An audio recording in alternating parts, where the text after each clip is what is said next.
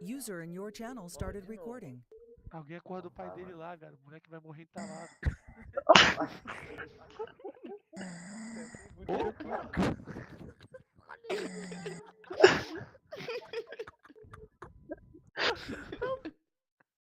Agora gravou. Olha a Carlinha lá, velho. Liga pra Carlinha aí, mano. O moleque vai morrer no quarto sufocado, ninguém vai ver. Tá trolando não, já tá muito real, mano. Parece que o bicho tá com asma, velho. Não, é um porco com gripe. Tá muito natural, tá muito natural. Porco cheio de catarro. Tá maluco, mano. Você consegue sentir. Não é catarro, é gordura Olha, já. nossa É gordura.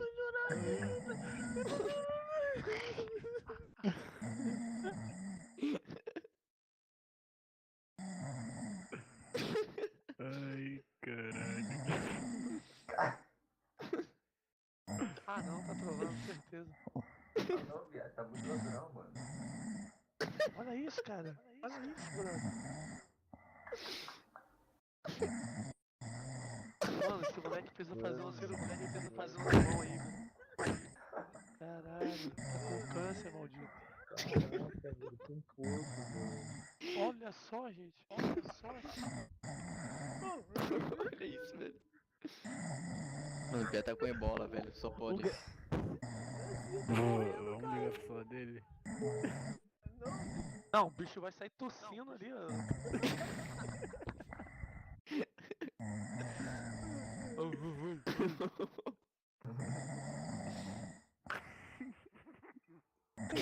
Deixa eu ligar pro celular.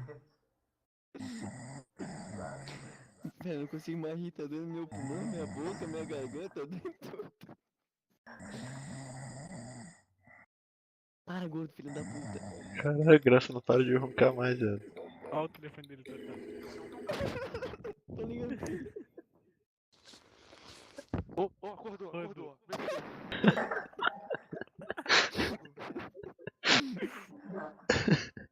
Ligou na cara, eu voltou a dormir. Ele vai roncar de novo, ó. Acho que agora ele deixa o celular longe, velho.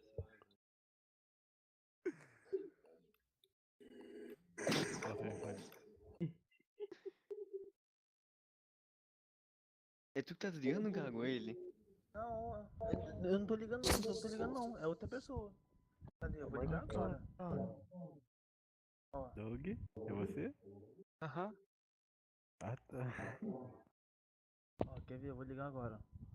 Ah, porra. Ô, Ó,